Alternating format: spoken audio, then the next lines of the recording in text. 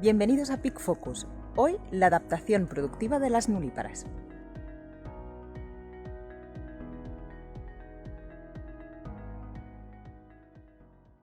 Una de las preguntas más recurrentes es ¿cuándo podemos introducir a nuestras cerditas de la reposición en la vida productiva?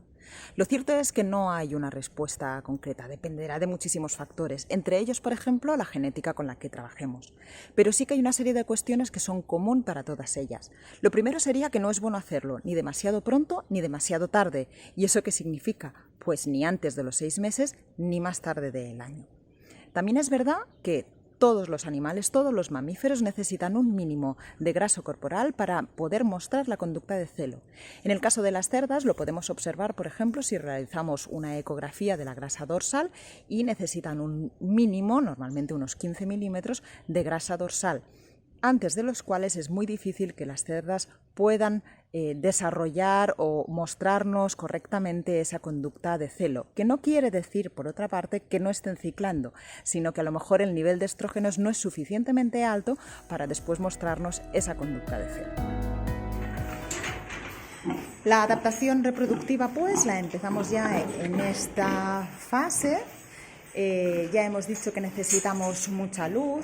Recuerdo en una conferencia cuando un compañero Enric Marco explicó de una forma muy graciosa que tenía que haber realmente un cambio espectacular desde el lugar de la cuarentena al lugar donde ya empezábamos esta adaptación reproductiva, y que tenía que ser muy similar, pues por ejemplo, como si estuviéramos en una cueva concentrados, ¿no? En un sitio haciendo realmente una cuarentena, y de repente un día nos llevaran a la playa con sol, los chicos en bañador, las chicas en bikini, alegría, hormonas.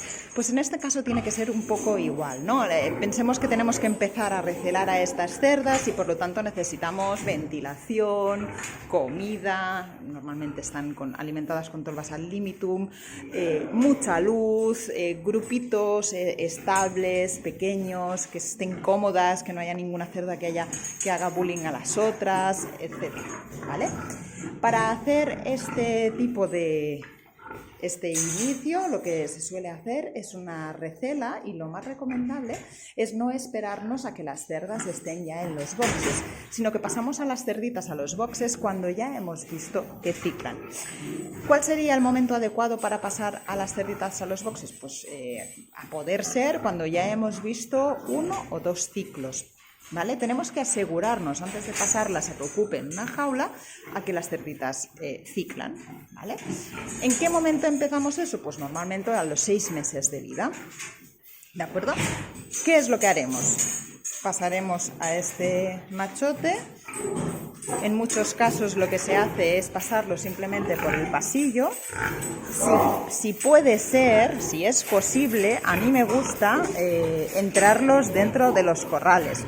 En este caso en concreto, que los corrales, como veis, no son excesivamente grandes, pues a lo mejor no es muy adecuado, pero hay veces que sí es posible. Además, en este pasillo, aunque pasáramos el macho por aquí, lo que es importante es que las cerdas puedan olerlo, tocarlo, morderlo.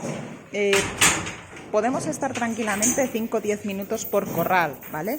Simplemente paseando el macho por delante al principio no servirá de nada. ¿Y qué es lo que tenemos que hacer nosotros?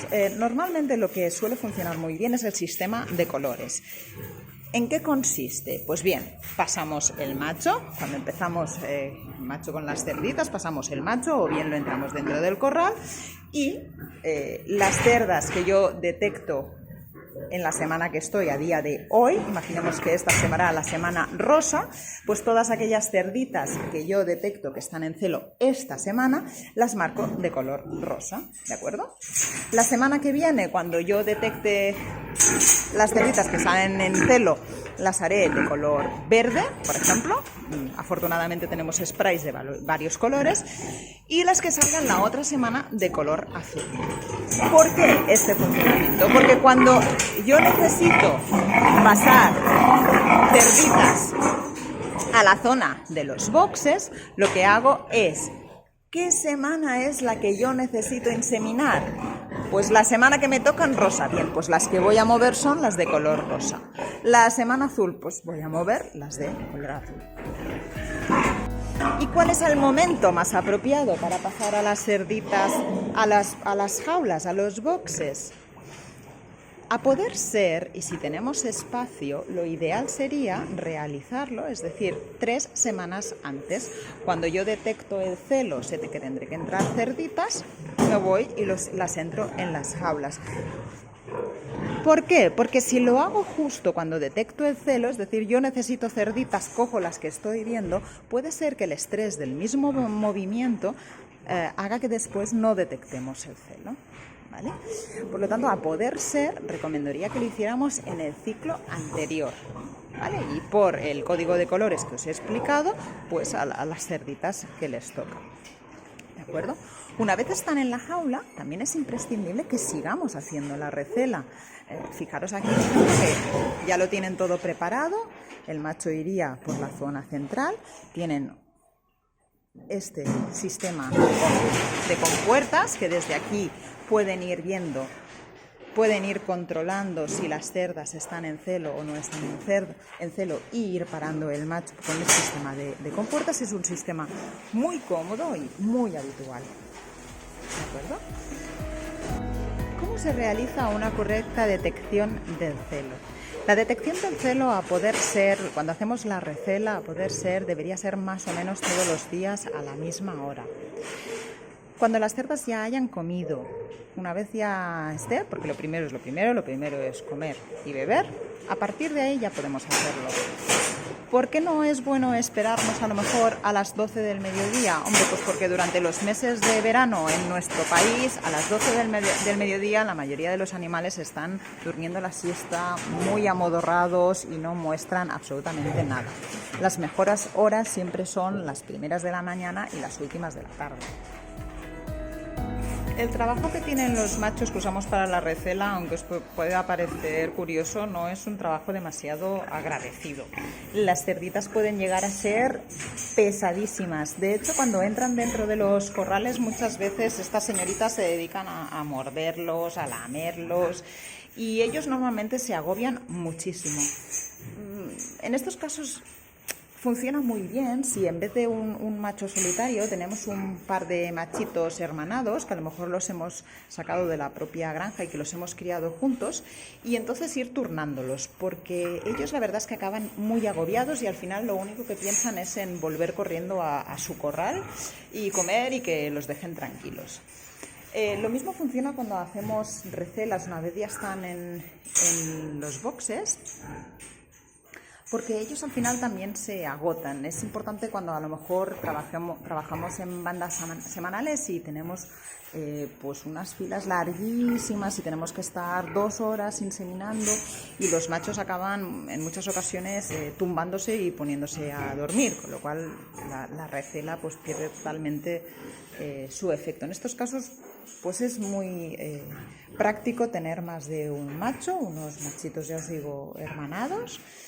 Y bueno, hay incluso algunas granjas que para los machos que utilizan dentro de los corrales, para no tener sustos, incluso se realiza la vasectomía de estos machos, y si en algún caso pues hay alguna monta, no sucedería nada.